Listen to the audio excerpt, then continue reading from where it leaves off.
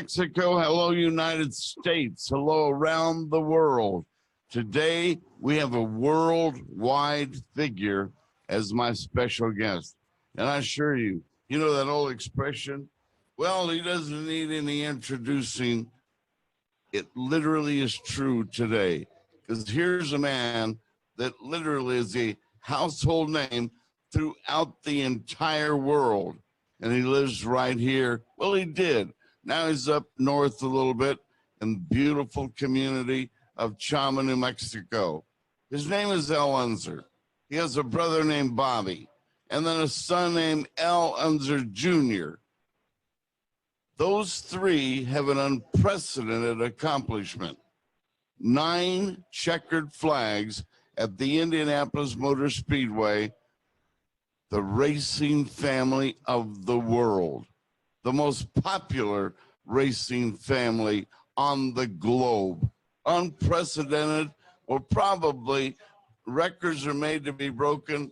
That's one I'll tell you right now that'll never be broken. You know, I went to the Indianapolis 500 to do that race covering Bobby, Al Jr., Rick Gallis, and Jim Guthrie. I've been to 18. My goodness, that's a lot of races at Indy. But I've been there 18 times, and I watched Al win his third Indy 500. I was in high school for the first 2, but I was listening on the radio. And I always had this vision that someday I would make it to the Indianapolis Motor Speedway. I prayed I would be there. Whatever I had to do, I was going to be there to watch the Unsers. My grandfather and I used to sit on a chair in the backyard under a shady tree, eating grapes and apricots, just watching or listening, because I didn't have TV then of the race. And we listened, and man, every time they said the name Unser, man, you had me, undivided attention. But I got there finally, and then I was there 18 times. We're going live to Chama, New Mexico right now to visit with 4-time winner. You know him, you love him, and here he is again, Al Unser Sr. Al, good morning to you and your beautiful wife. How are you?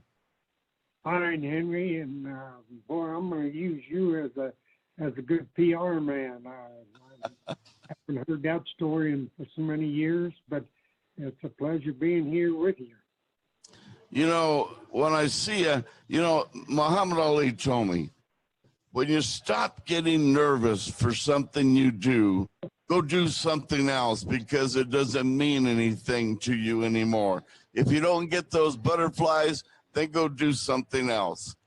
Every time I watched you at Indy, you know, you're a veteran, you know, the ropes there, you know, you strap it in that car, you go over 250 miles per hour. You're a daredevil to us, but you're always so composed. But I guess what I want to say is, or ask, in all the times you races, did you still get that excitement in your gut? Did you still get the butterflies?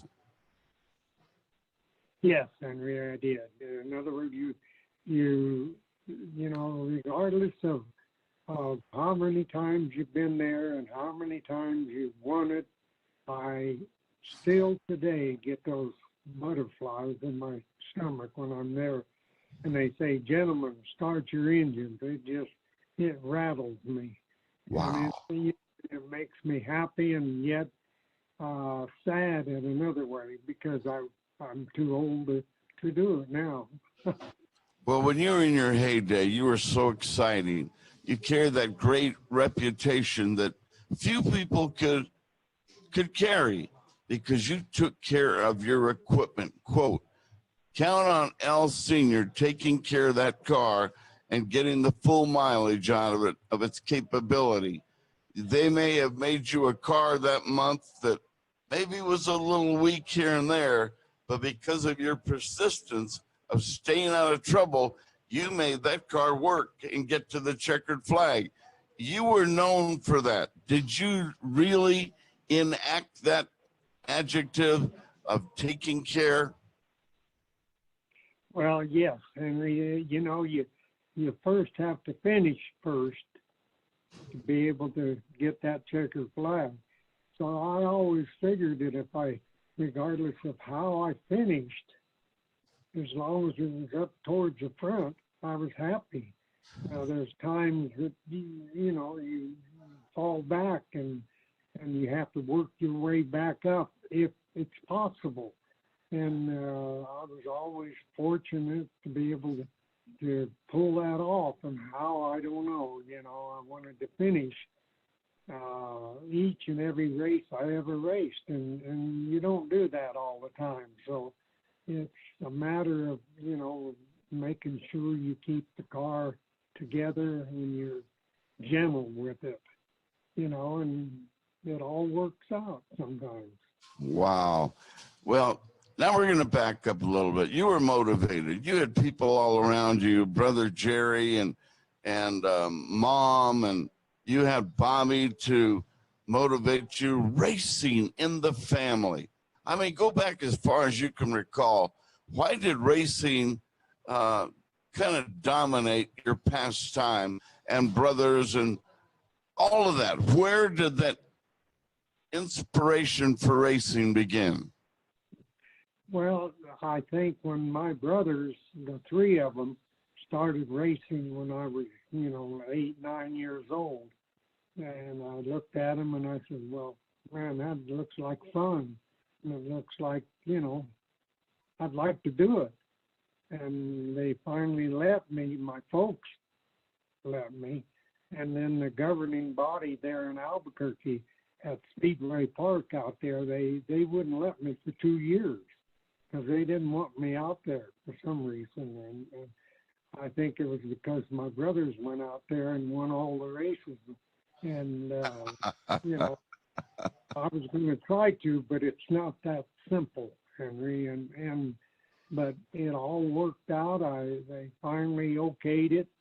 My father told them, say, if you don't let him run, I'll see you in court. Well, they didn't want that to happen. So they made up all the papers for my folks to sign, and they, of course, signed them, and off I went. And I started winning races the first day.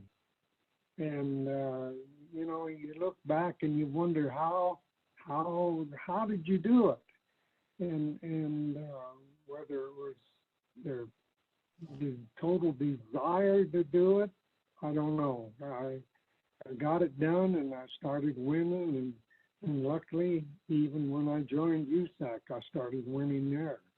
So those are the guys that I used to look up to and say, man, if I could just race against them. And then all of a sudden, you're running against Floyd, Mario Andretti, and Barnelli Jones, Jim Hurtubise. I can just keep naming them. Wow. And all of a sudden you're racing with them, and then you're starting out running. Well, that's when it's really, exciting for me. Well, there's a phrase again that describes Michael Jordan, born to play the game. Were you born to race? Was Bobby born to race? Was Little Al born to race? I don't know whether we were born to race or not, Henry, but we all wanted to. And just like I told Al Jr., I says, now, if you don't want to race, just tell me, and, we won't do it. But he always said he wanted to, and it made it nice. It really encouraged me to help him more and more as much as I could. And it finally worked out that he was the winner too. And what makes that, I don't know, desire. I think desire makes you shine. Well, I'll tell you what, you had desire, you had work ethic, and you had that intangible, Evel Knievel was known as a daredevil. Maybe some of that's in you and your son and your brother, and that's probably a slap in your face. You don't want to use that phrase, but you got to have that extra courage at least to get behind the wheel of the car that runs that fast. What do you call that intangible? Is it courage? Oh, I don't know if it's courage, or whether it's just the desire to do it and to do well in it. I mean, it takes, I can remember every day of getting in a race car, and I get that same feeling, that I wanted to win. And that's what you want. You can kind of look at a guy's face, I can, and you look at different people getting in a race car, whether what driver it is, it doesn't make any difference. And you don't see that desire, that urge to do it, he's not going to be a winner. And it's what it is, I don't know. I wish I could answer you. I'd have probably been, a lot better off if I'd have known how to do that. Well, if you don't see that look on an opposing driver's face, do you get worried that he may be a problem on the track? Well, yes and no. That is one of those deals that you often wonder. Once he started that engine, thanks, and got it running, maybe he got that desire. Maybe he, changed his look in his face or his eyes. So you never know. But when you raced against a guy that didn't have desire, you could always tell there was something wrong with him. He didn't have the desire to win. Well, from Speedway Park to the Indianapolis Motor Speedway, wow. And you can measure and tell us story after story, but if you don't mind, I'm going to jump around a little bit because to this day, Al, I think the Indianapolis 500 is the most interesting and most exciting sporting event in the world to this day. I've been to Super Bowls, NBA championships. I've seen them all. But as a reporter, I don't get the butterflies at the other like I do when that green flag goes up and here come you guys down the straightaway to start that big race. That gets you going. And there's everybody that can vouch for me that's at that track when they stand and they hear that big roar and here they can see the lineup coming at them. Wow, what a feeling, what a sight. Tell me about that moment. Well, people always ask me, what made you get in a car? Or how did you feel the morning of the race? And I always said that one day I'll be able to stand there, I hope, and see the balloons go up. Now, that doesn't sound like much, but I never did see the balloons go up getting in the car, racing it, you did, I didn't. And I always wanted to know what that feeling was to see that all those balloons go up. No, thank goodness I finally made it. I retired and there were the balloons again. And then it gave me the same feeling as getting in the car. I said, man, I wish I could do it again. Wow. I love racing. And today if I had my life to live over, I'd do it again. Well, let's go back to that moment when it's moments before race time. And Jim Neighbors gets out and sings Back Home in Indiana. And you got the national anthem and all of that. And there's some very serious, dramatic moments in there when they say, get in the car, you strap your gloves, get your helmet on, and it's quiet out there. The only noise we can hear is whatever noise you drivers are making, buttoning up, getting the helmet secure, the gloves or whatever. We can hear some of the strategy talk. The music starts, but wow, when you go into that solemn mood, that serious mood, and the song Back Home in Indiana is playing, I look at your face. You're somewhere, but I'm right in front of you. You don't see me. What are you thinking? What are you looking at? Where is your mind? Well, that's an interesting question. I never did hear Back Home in Indiana that, him singing it. I used to just shut everything else out around me. Didn't know who I talked to. I didn't want to talk to him. I had one thing in mind, and that was to get in that race car and make no mistakes that day. And to run 500 miles and try to tell yourself not to make any mistakes, it's pretty hard. You got to really talk to yourself. And so it's one of those forms of being able to shut everything else out around you. And you have one thing in mind, like I said, winning that race or trying to win it. You never know beforehand, So, yeah, you just hope that you don't make a mistake, Henry. That is the ultimate in concentration that I've ever seen athletes get into. I've been watching this series with Michael Jordan, the Chicago Bulls, The Last Dance, and they concentrate. They're concentrating at the free throw line. They're in the huddle and they got their mind together. There's concentration. That's concentration at a whole different level. Where you go, very few people have ever gone, and I respect that, because what you do is dangerous, Sal. When you're traveling into those speeds, you better be concentrating, and you take it from there. If you got your mind thinking about other things, what's going to happen?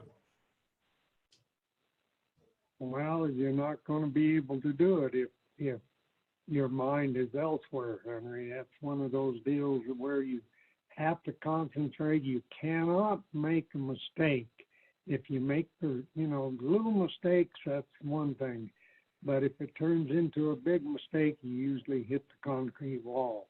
Wow. And that is not fun. I've hit every wall at that speedway, every corner. The 4 corners, I've crashed in every one of those corners, and it's no fun. There isn't any, you have to get out and face yourself, and the press, you come up and say, what made you crash? I don't know, I just crashed. And sometimes at Indianapolis, in those dramatic moments, here comes a reporter and asking a stupid question, and you got to tolerate and keep your cool there. You've just gone through a life or death situation, and you got to come up with an answer. So sometimes reporters stay away till the athletes at Indy have a time to regroup and take a deep breath. What's it like going at those speeds on the straightaways, Al? Well, you get used to it, Henry. It's one of those things that you ask yourself once in a while, what do you think about out there? And it's total concentration, as we just said, of making sure you do not make a mistake. And those mistakes happen down the straightaways, the short shoots, as we call them, like between turn 3 and turn 4, and 1 and 2, the corners. Today they run around there wide open. They never lift, and they don't use any brakes. And my last year there, right there in that car, the March of the 25 car that's on the screen right now, I could run around there wide open at that time in '87. So it wasn't we started running wide open around that place in probably about 85, 86. And it's a handful. The cars didn't handle as good then as they do now. You know, there's a feeling. You know, I don't think things are relative unless you've experienced everybody going at the same speed. But I can't even imagine. I did that little uh, tourist thing going around the track in that very slowed down Indy car they have out there for the tourists. And that was scary for me. I can't even imagine traveling at 250 plus miles per hour down those straightaways. Is there a feeling? Do your eyebrows get frozen? What happens out there to the human body at those speeds? Well, you know, you pull the G forces at those speeds are right roughly around three and a half, three and a half G's on every corner. So you have to be in physical good shape. You can't, you know, be half there and half somewhere else, and you're being in physical shape. So, you know, it's a handful, Henry. It's one of those deals that I keep saying, you can't make a mistake. Growing up with Bobby and learning that craft, and you guys were not only brothers, but became very fierce competitors out there. But competitors, yes, but you were always concerned how brother Bobby was doing, and his love for you the same. He was always concerned about you because, man, that's not a place where the weak-hearted can be. You guys are going at the most fastest speeds that mankind has ever been involved in on the ground. The concern for your brother out there and thinking about him and how he's doing, what place he's in. But is your brother okay if he crashed or had a little miscue? Tell us about that part of it, the human element, the love for brother on the track. And then later, Bobby and I were very competitive against each other. So, but yet when the yellow flag would come out, I'd push the radio button on the steering wheel and I'd say, "Is Bobby okay?" And my pit crew would say, "Yes, he wasn't involved. He's okay." And running against my son was the same way. I always thought running against my son would be easy because I ran against my brother. And that was a piece of cake, you know, I wanted out running. Well, when my son started running, it was a different feel. I was always way more concerned about Al Jr. than I was about Bobby. Bobby was just my brother, you know. It sounds terrible, but you don't think of that, you know. You just don't comprehend about him being that, you know, he's your kin, your brother, but your son or your daughter is a lot different. You know, it taught me a lesson. how about being side by side with little Al on that track at those speeds? Would you acknowledge each other? You can't look too long because you lose your concentration, but you were aware who was next to you.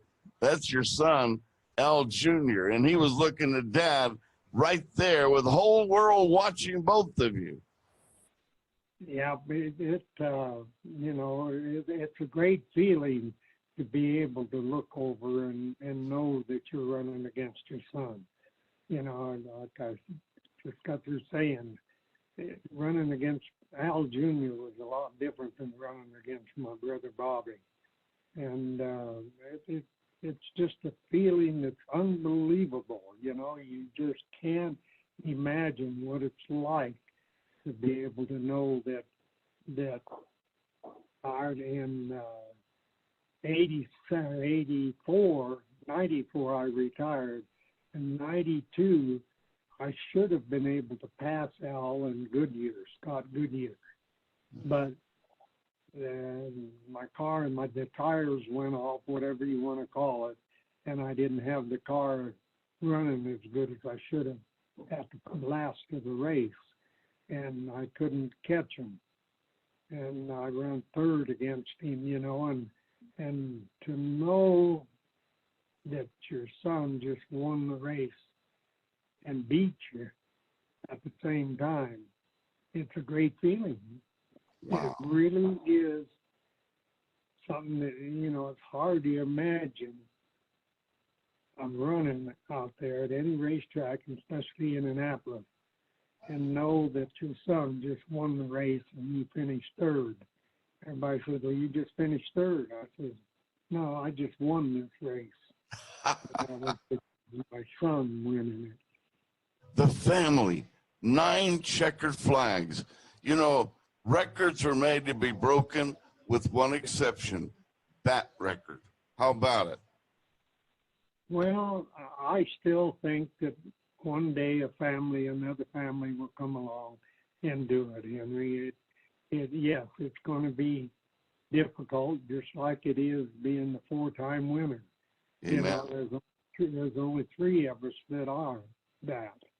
So it'll happen, and there'll be a guy, whether it's you, me, or somebody else, get that number 5 and be in heaven, and they say, well, now is there ever going to be the 6th winner? And I'll say yes. You never know, but it's going to be hard. It's not an easy task. Well, others have threatened to get 5, but you and Foyt and Rick Mears have 4. Does Elio have 4? Yes, and just the 3 of us, Rick Mears, A.J. Foyt, and myself. Well, there might be somebody to catch you at 4, but that's a tough record right there. Wow, almost unprecedented. There's a couple of drivers that, won it 3 times. Helio Castanevis, he's won it 3 times, but he's rocking on that 4th one. And you wished you could answer what it takes to win. None of us can. Even the 3 of us that have won it 4 times, it was just lady luck and being in the right place at the right time. Wow. Taking you back when Little Al in 1989, running against Emerson Fittipaldi, Little Al has the lead, 2 laps to go, and he'll win his first. But Elio got into his back wheels, put him into the 3rd turn wall, and I was right there with my photographer. And, as an emotional Albuquerquean, you got to be, level-headed, you got to be neutral. No, not when I'm watching my buddies, the Unsers, trying to win that race. I was upset at Elio or at Fittipaldi. But Little Al gets out of the car and gives them the hand clap. Emerson probably thinking maybe he's going to get a different kind of welcome in turn 2 or turn 3. But wow, what a moment in time of sportsmanship.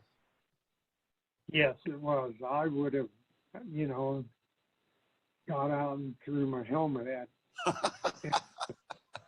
because, he was so close to winning. But Emerson didn't mean to do that. He really didn't. If you could only look at the films of the 2 of them touching and knocking Al around, spinning Al out and Al hitting the wall. Emerson got sideways too. And usually at that speed, getting that far sideways, you never save it. You usually spin and hit the wall. And he, lady luck or God took him and guided him, and it wasn't his ability over Al or Al's ability over Emerson. It was just a racing accident that happened, and Emerson felt bad about it, and Al been able to walk out there and clapping and give him a heads up, by holding up his thumb. I mean, that was, true sportsmanship, I think, on my son. Where were you on the track when that took place? I'd already fallen out. I had troubles that day. so things were not good. Were you watching a monitor? Yeah. Were you watching a monitor somewhere on pit row? Yes, I was. Yeah. In other words, I got upset, and Al walked out there and gave him the thumbs up and clapped for him, and I just couldn't believe it, that he did that. Well, There were the two of them right there, and when they touched, it didn't quite show it, but might be the next time around when they get the white flag here, or no, two laps to go. But I'll tell you, that was one heck of a race, and that's what Indy literally is all about. Moments like this. The year that Little Al was there by an eyelash beating Goodyear. Wow, I'll never forget that as well. Let's see where this turn or what happens here. 4 laps to go. I think we have 2 more laps, and then we'll have that moment. But what a place to be. This race to me is everything, and I made it a point to go. For a reporter being there, and I was so grateful the way you and Bobby and Little Al treated me.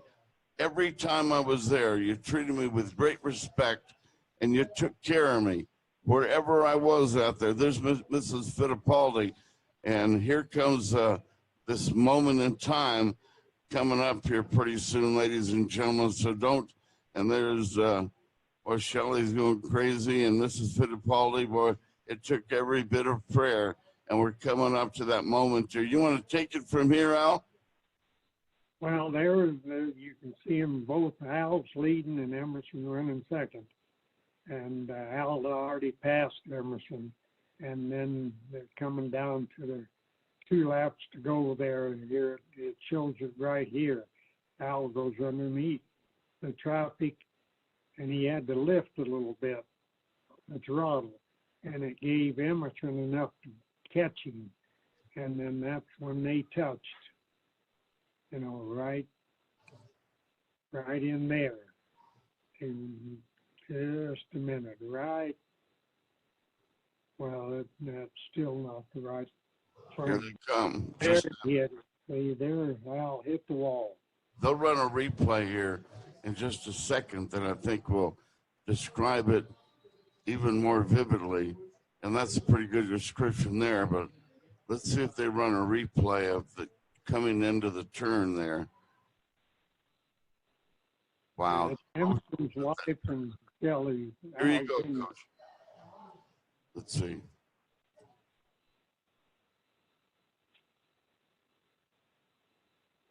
But it's heartbreaking when something like this happens to you. Oh, my goodness. What does it feel like to hit that wall at that speed, Al? Well, you hit it awful hard. That's concrete. Now they have what they call safety barriers. There's Al walking out to give Emerson.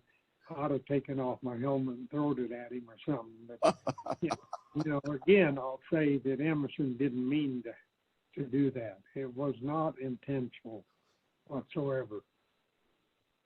Yeah, that was sportsmanship, and it's they were trying to get Al to walk away because they knew that Al was going to do something. And he walks out and waves at him and gives him the thumbs up. Wow.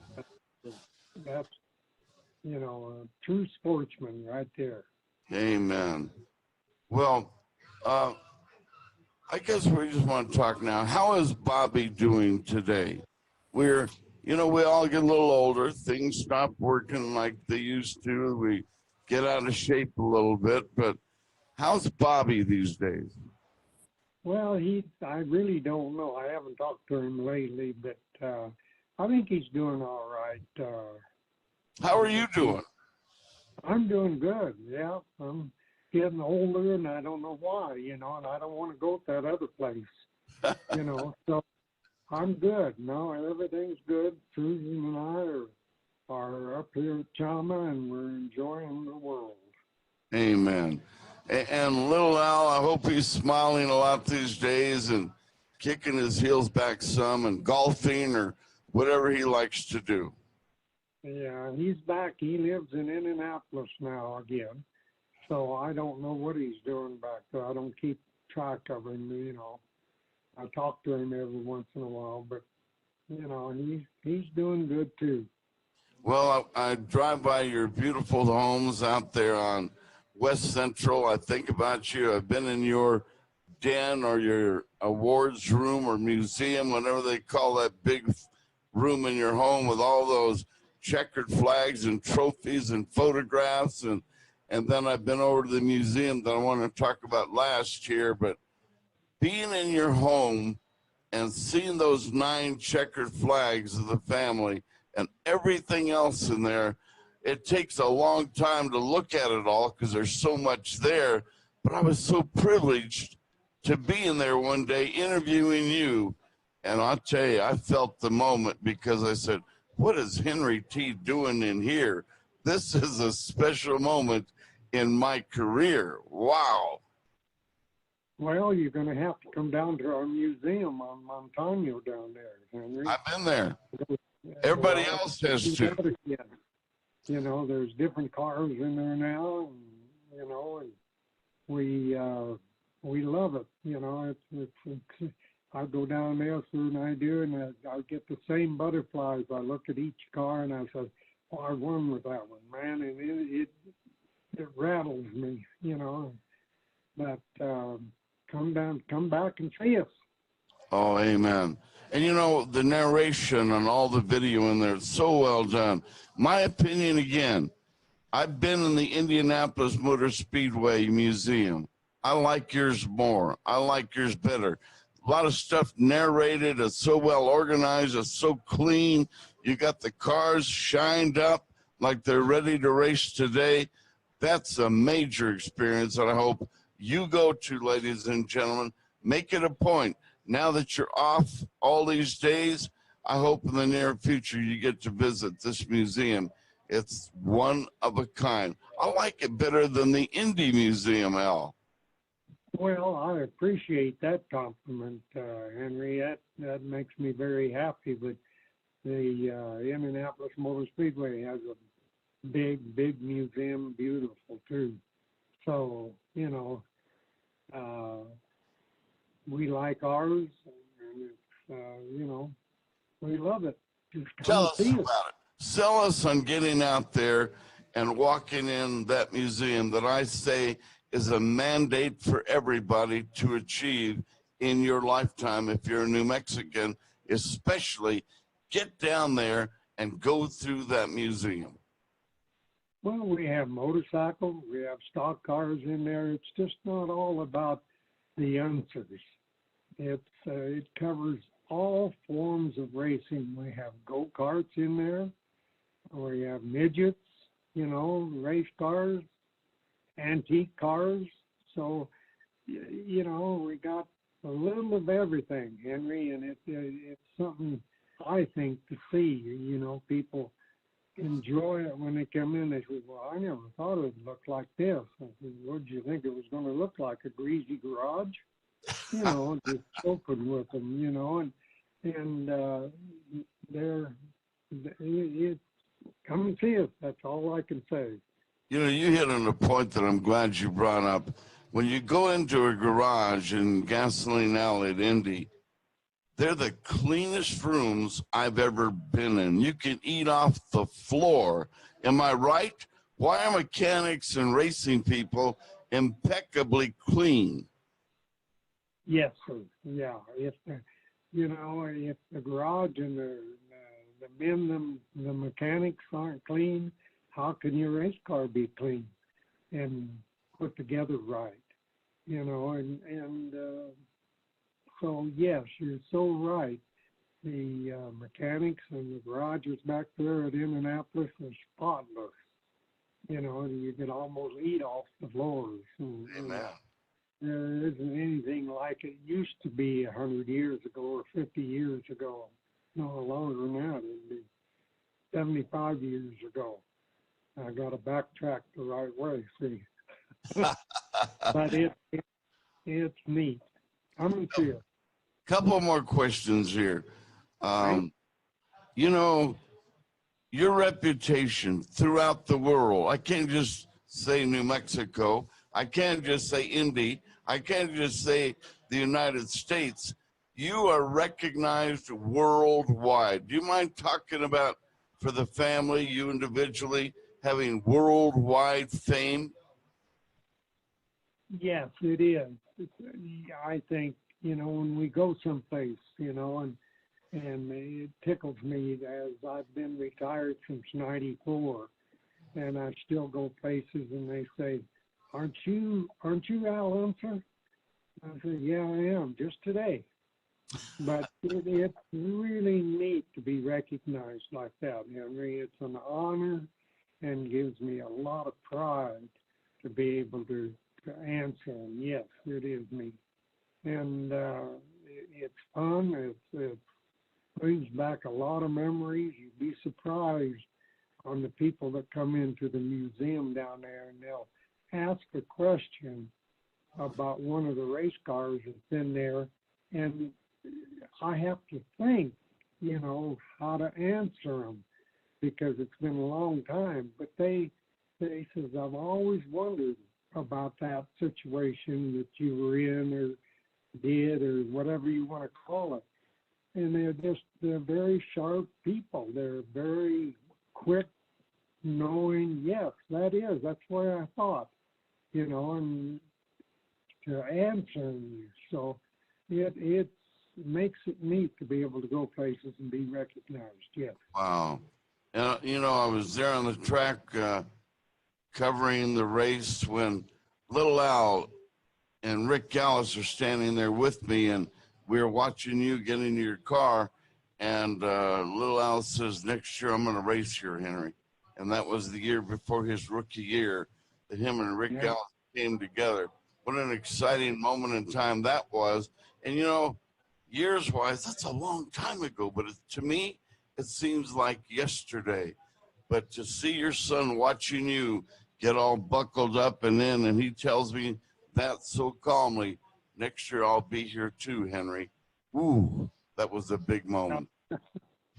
To have Rick Gallis from Albuquerque with a winning combination with Al winning the Speedway in '92.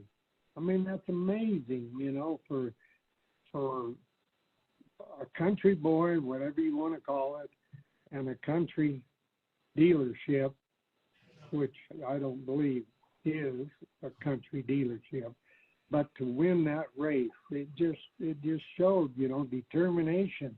And the Gallis family had determination, and Al Jr. had determination, and they ended up beating all of us. We only have a few minutes left. I know you're getting tired of listening to Henry T, but I'd go to Hojo's after I got off the airplane a couple of days before the race, and Hojo's, Howard Johnson's down there by the freeway on 16th Street. And you were so nice to me, Al. I say thank you. You'd say, Henry, go have a big steak over there. Here's some hamburgers over here. Cool comic collector Al Sr. inviting me to take part and have some food. And this is maybe the night before the race or something. And that was a big moment for me. Here's a chance for me to say thank you for all that hospitality to Henry T. Well, Henry, I appreciate that compliment because you are a good man, good reporter, a good talker, and a good, we won't get any further into it than that because you're all right, and to deal with you at Indianapolis as a reporter from Albuquerque, that was very important to us, I think. And it was to me anyway, and it was to Bobby and to Al Jr. Thank you. The moment of the race, you and Bobby got me hooked up in the caravan of a long line of cars with two state cops out front, and we're going the back ways. You couldn't go down 16th Street. It was impossible. The police got us through the back ways, got us in the gate in like 5 minutes from Hojo's. You guys had Yeah. the contacts. You recall those moments? Yes, I do. And it takes me longer today to get in there, I'll tell you, than it did at that time, because we were racing that day, that, morning. So it made it very nice for the Indianapolis Police Department to come out and help us get in. Amen. It really did. That's when you sit up and you say, boy, this is neat, and we'd all gather around and thank them. And they should have been thanked because they took it upon themselves a lot of times to help us out. And there we were, right in the speedway, like you said. Amazing. Your most exciting moment in your business, racing, where, if you can recall, you've had millions. That's an unfair question. If there's one or two that are at the top of your list as you drive down the freeway or sitting back in the country and the memory of that place comes back, what comes to mind? When you receive that checkered flag. What's that feeling like?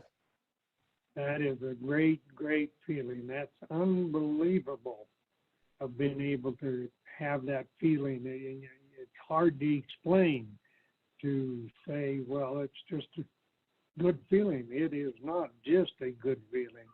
It is a feeling that you've worked very hard for in your life. And when it comes down to it, you finally accomplished that day of getting that checkered flag. And it is an honor to be able to get out of that car and drink that milk and just celebrate of being able to be the guy that wins the Indianapolis 500-mile race. It's just unbelievable. Your existence today, your pleasures today, at your still young age, you look great, Al. How about life for you on this day? Well, like I said, my wife and I, Susan, we're up here at Chama. I get on a tractor and go move gravel or dirt or mow the grass up here. And so it keeps me busy. Both of us, she has alpacas and she's, makes blankets for them and from their fleece. And so we both stay busy up here. We both have a desire to still enjoy life. And that's what we do. Beautiful. They say behind every great man is an even greater woman. That it's hold true in your home? Yes. Amen. Behind the great man, Al Unser, is a great woman, Susan, his beautiful wife. And she really, she takes care of you. Is that accurate? Yes, she does. If I didn't have her, I'd be in trouble. And you know how that goes. But no, it's an honor for the two of us to face each other and say, hey, we've done it, and it's fun. Amen. And just to reiterate again, I've been there as a reporter 18 times. I hope I can go 18 more times to watch racing in Indianapolis. Is that something that every American should experience at least once? I say yes, tremendously. I mean, you can't believe walking out there race day morning, whether you're a driver or a spectator, and to look up and see that many people at one time in one place. It's just amazing. I still do it today, and I still shake, and I still get the butterflies, and it's just an honor to be able to walk out there and look around and see all the people, whether they know you or they don't know you, but they know you. You can bet on that. Oh, amen. It's just, it's unbelievable. And then, usually we get to ride around in a pace car and the morning of the race and to be able to hear them yell for you, of your day, in your day. It's neat. When you're in the race car and the loud exhaust noise, you never did hear it. But then in the passenger car riding in the back seat, you hear it, and it's a great feeling. Explain something technical before we get out of here. I know we're pressing up to our deadline here, but drafting, we see it, we hear the words, we hear the commentators describe drafting. You've been in drafting all of your life. Explain to us lay people what literally is drafting.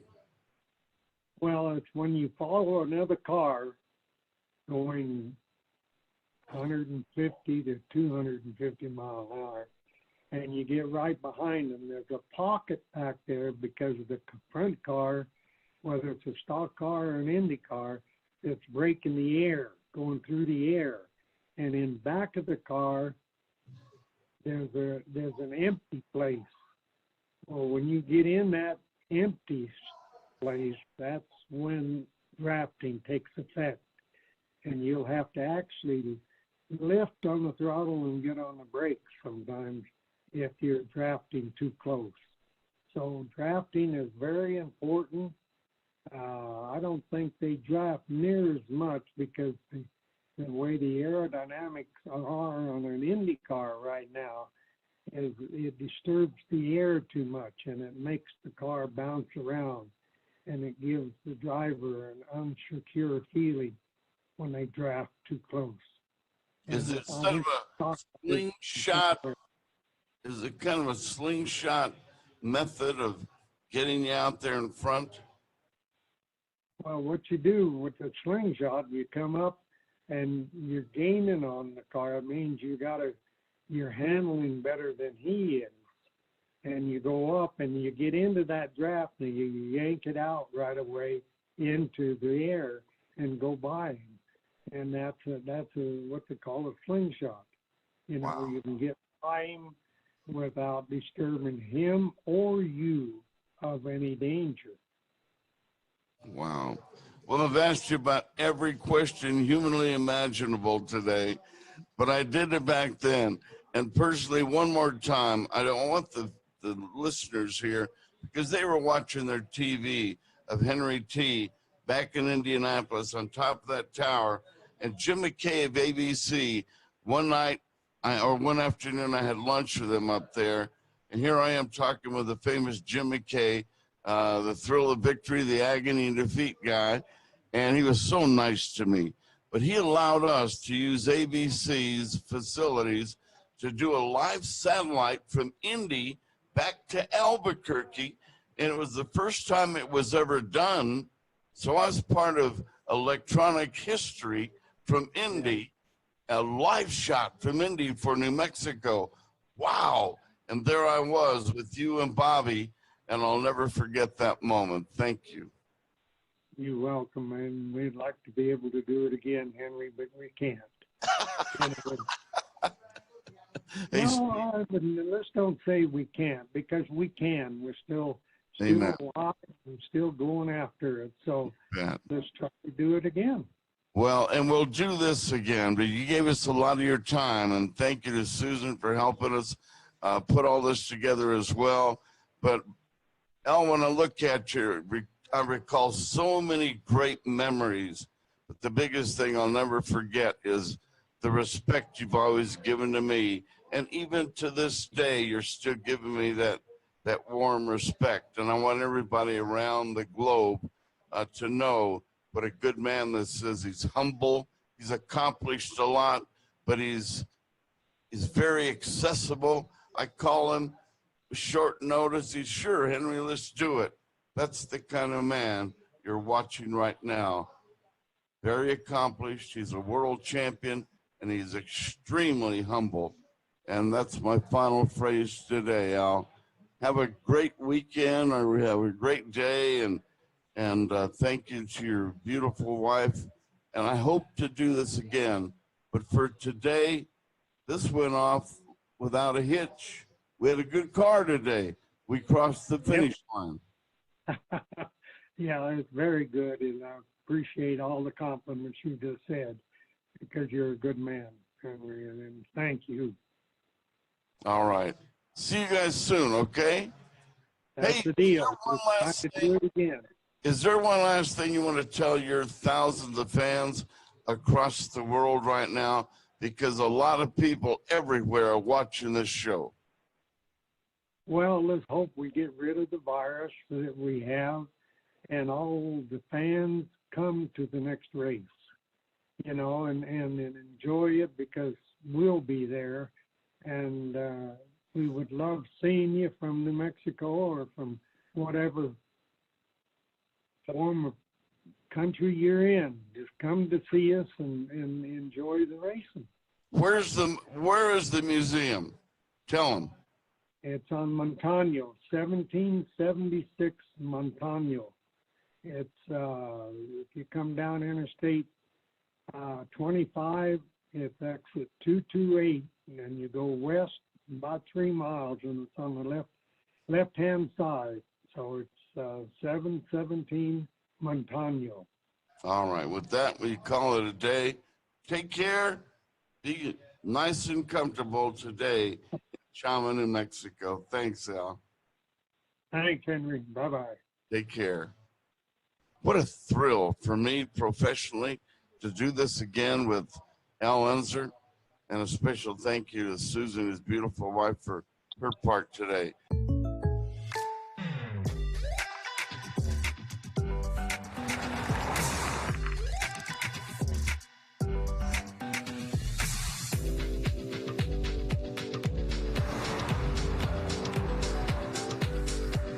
For your surprisingly great rates, contact your local State Farm agent today. If you want the real deal, call State Farm agent Marty Size in Albuquerque today. Like a good neighbor, State Farm is there. The virus that causes COVID-19 and other pathogens are reminders that bad air can kill. You want protection to keep you healthy and give you peace of mind, but you won't settle for just any protection. You want the best out there. Active Pure. The Active Pure system has origins in the NASA space program. It's even been inducted into the Space Foundation Hall of Fame. Active Pure is used daily by hospitals, schools, sports arenas, restaurants, government buildings, homes, and more. So how does it work? The Active Pure system dispatches invisible supercharged submicroscopic particles at tremendous speed. The particles collide with viruses, bacteria, and other nasty things and immediately turn them into harmless byproducts. Active Pure works immediately on both air and surfaces. It comes in portable units built for any space, from gigantic ballrooms to elevators. It's affordable, easy to install, and virtually maintenance-free. It's like invisible personal protective equipment, or PPE, for you and your pets. Sounds too good to be true? Independent FDA-compliant lab testing has shown that within minutes, Active Pure neutralizes more than 99.9% of pathogens, including the virus that causes COVID-19. The Active Pure Medical Guardian, powered by the same Active Pure technology as our other products, has been cleared by the FDA as a Class II medical device. There's only one Active Pure. Beware of claims for other systems like HEPA, bipolar ionizers, and UV light. They're passive and slow. Some trap pathogens, but don't destroy them. In fact, many of them are so dangerous people can't even be in the same room while they operate. No system cleans the air faster, safer, or more effectively than Active Pure. To give your family and your customers peace of mind, choose Active Pure, protecting lives with air you can trust. To get Active Pure for your home, office, store, or organization, contact your local distributor.